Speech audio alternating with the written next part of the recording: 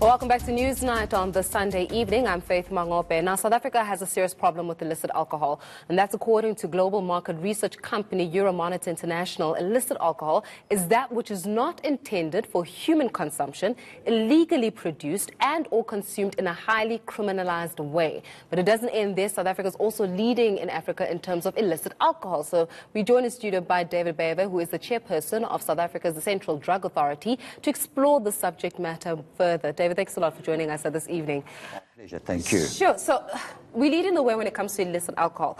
Alcohol that is not intended for human consumption. What kind of alcohol is not intended for human consumption in its first place? Well, I think what they're saying here is that it's not regulated.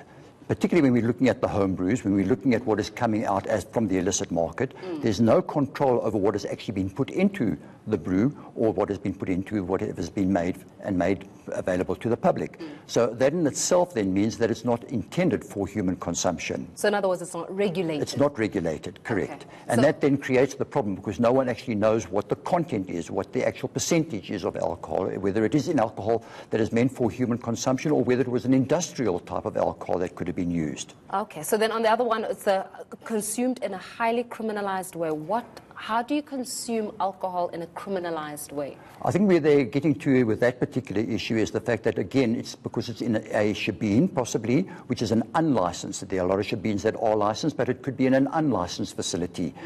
That means that in itself there's no control as to how much is being consumed or anything that is actually acting as a deterrent for people not to indulge and overindulge. Yeah. So then on the other side of things, one may say that because it is, number one, you cannot trace it. Number two, it's uncontrolled. Number three, it's not regulated. In other words, you can't necessarily tax it now, can you? And that is where the biggest problem comes in because the country is losing a huge amount of money in terms of the loss that there is in terms of excise duty on the actual alcohol itself that is used in the manufacture, as well as the sales and the duty that goes with the sale of alcohol. When they're saying that South Africa has witnessed the largest fiscal loss out of 7 countries due to illicit alcohol, despite, I mean, obviously when it comes to litres and litres of this being produced. So we're losing.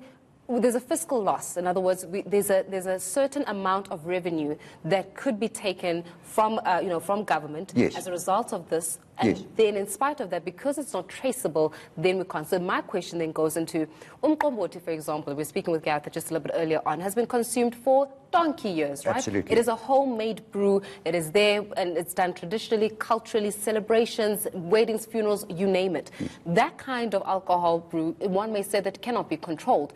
But is it not time to find a way of taking those individuals that are brewing it, because it is being brewed, whether formally or informally for that matter, and establishing terms and conditions of it being, number one, sold, because it is sold. Number two, the mechanisms at which it's actually produced in itself. In other words, you still keep the cultural aspect of it, but then you just regulate it and see how much money you can get out of it.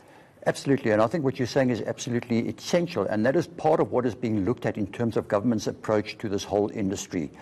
What we are trying to do and what government is trying to do in terms of the new act that they're trying to put forward is to try and see how best we can accommodate that need, because at the end of the day, it's an industry. And a lot of people are actually surviving out of their income from that industry, putting kids through school, paying for their education, based on the fact that it is an illicit market. Yes, all good and well, but at the same time, let's rather rein them in and then put control measures in place as well in order to protect the public.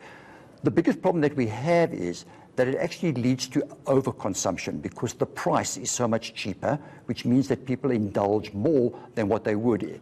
I'm going to play devil's and allow me to play devil's advocate when it comes to this conversation. But okay, so it's home brewed. It has been made for donkey years on end.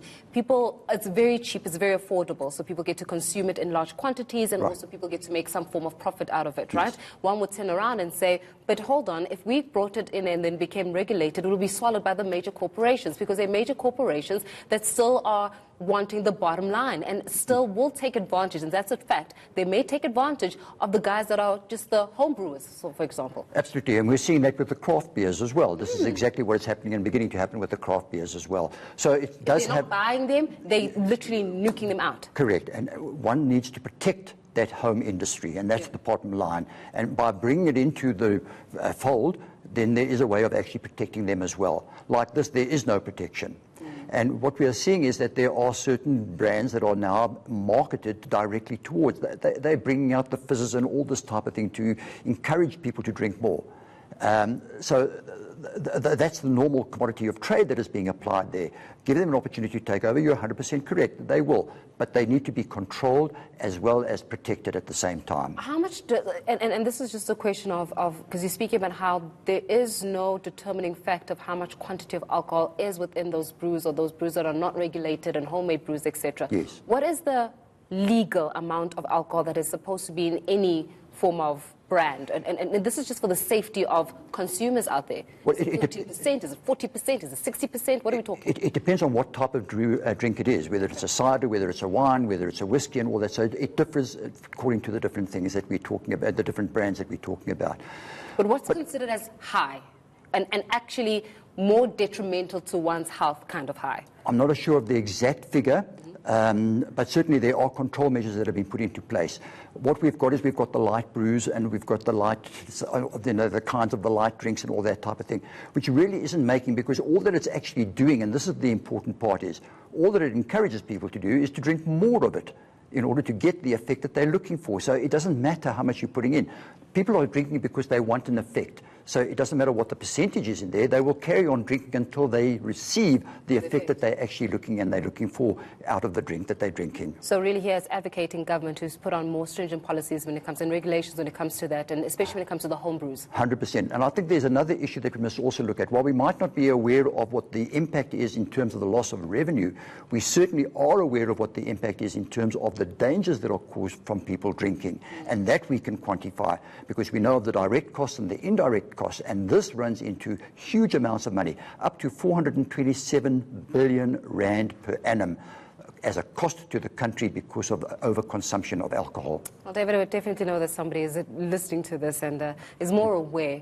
Hopefully we can push on those policies further there. Thanks a lot for joining us this evening. My pleasure. Thank you. David Bever joining us there, who's the chairperson of the South Africa's Central Drug Authority. Just speaking about illicit alcohol, South Africa is clearly in the lead when it comes to illicit alcohol there.